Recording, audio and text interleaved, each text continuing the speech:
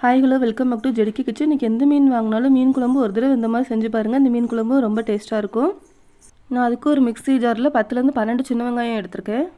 சின்ன வெங்காயம் சேர்த்து பண்ணால் ரொம்ப டேஸ்ட் நல்லாயிருக்கும். அதனால் சின்ன வெங்காயம் எடுத்துருக்கேன். சின்ன வெங்காயம் இல்லைனா பெரிய வெங்காயம் எடுத்துக்கோங்க. நான் ஒரு 2 spoon normal chilli powder add பண்ணியிருக்கேன். ஒரு 2 ஸ்பூன் காஷ்மீரி சில்லி ஆட் பண்ணியிருக்கேன். ஒரு 2 ஸ்பூன் மல்லித்தூள் ஆட் பண்ணிக்கோங்க. கொஞ்சமாக மஞ்சத்தூள் ஆட் பண்ணிக்கோங்க. ஒரு அரை ஸ்பூன் மிளகுத்தூள் ஆட் பண்ணிக்கோங்க. ஒரு அரை ஸ்பூன் சீரகத்தூள் இல்லைனா சீரகம் ஆட் பண்ணியிருக்கேன்.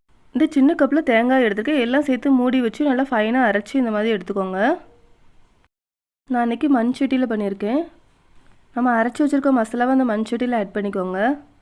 நான் மிக்ஸி ஜார் கழுவி அந்த தண்ணியும் மண் சட்டியில் ஆட் பண்ணிக்கிறேன்.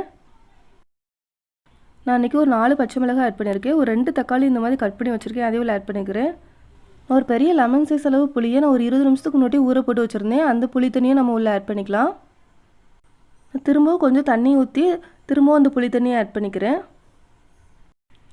கொஞ்சமாக கருவேப்பிலை ஆட் பண்ணிக்கோங்க. தேவையான அளவு உப்பு நான் கல்லுப்பு ஆட் பண்ணியிருக்கிறேன். நம்ம கையை வச்சு நல்லா பசஞ்சு விட்டுக்கோங்க. அப்போ தான் நல்லா டேஸ்ட் நல்லா வரும் மீன் குழம்போட டேஸ்ட்டு. இந்த தக்காளி கொஞ்சம் நல்லா மசிச்சு விட்டுக்கோங்க. உங்களுக்கு குழம்புக்கு எவ்வளோ தண்ணி வேணுமோ அவ்வளோ தண்ணி நீங்கள் உள்ளே ஆட் பண்ணிக்கோங்க. மீன் குழம்பு கொஞ்சம் காரமாக இருந்தால் தான் நல்லாயிருக்கும். அதனால் நான் கொஞ்சம் காரம் ஜாஸ்தி ஆட் பண்ணியிருக்கேன். நீங்கள் உங்களுக்கு காரம் கம்மியாக தான் சேர்ப்பீங்கன்னா நீங்கள் குறைச்சிக்கோங்க. நான் மண்சட்டியை அடுப்பில் வச்சுட்டேன். ஒரு மூடி போட்டு கொஞ்சம் நல்லா வேக வச்சுக்கோங்க. நம்ம வெங்காயம் எல்லாமே பச்சையாக அரைச்சி ஆட் பண்ணியிருக்கனால அதோட பச்சை வாசனை போகிற வரைக்கும் நல்லா குக் பண்ணிக்கோங்க. மசாலாவோட பச்சை வாசனை நல்லா போனதுக்கப்புறமா நான் 1/2 கிலோ சால மீன் எடுத்து அதை நல்லா வாஷ் பண்ணி உப்பு மஞ்சத்தூள் போட்டு நல்லா வாஷ் பண்ணி வச்சுருக்கேன். அதையும் உள்ள ஆட் பண்ணிக்கிறேன். மீன் ஆட் பண்ணி லைட்டாக மிக்ஸ் பண்ணி விட்டுக்கோங்க. ஒரு மூடி போட்டு ஒரு 5 நிமிஷம் நல்லா வேக வச்சுக்கோங்க.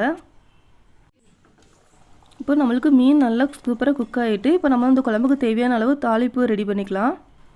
நான் ஒரு பேனில் கொஞ்சமாக எண்ணெய் ஆட் பண்ணியிருக்கேன். எண்ணெய் நல்லா சூடாகிறப்ப கொஞ்சமாக கடுகு கொஞ்சமாக வெந்தயம் ஆட் பண்ணிக்கோங்க. வெந்தயம் ஆட் பண்ணி தாளிச்சாதான் மீன் குழம்பு நல்லா டேஸ்ட்டாக இருக்கும். நான் கொஞ்சமாக ஒரு 4லேருந்து 5 சின்ன வெங்காயம் கட் பண்ணி வச்சுருக்கேன். அதையும் ஆட் பண்ணிக்கிறேன். கொஞ்சமாக கருவேப்பிலை ஆட் பண்ணிக்கோங்க.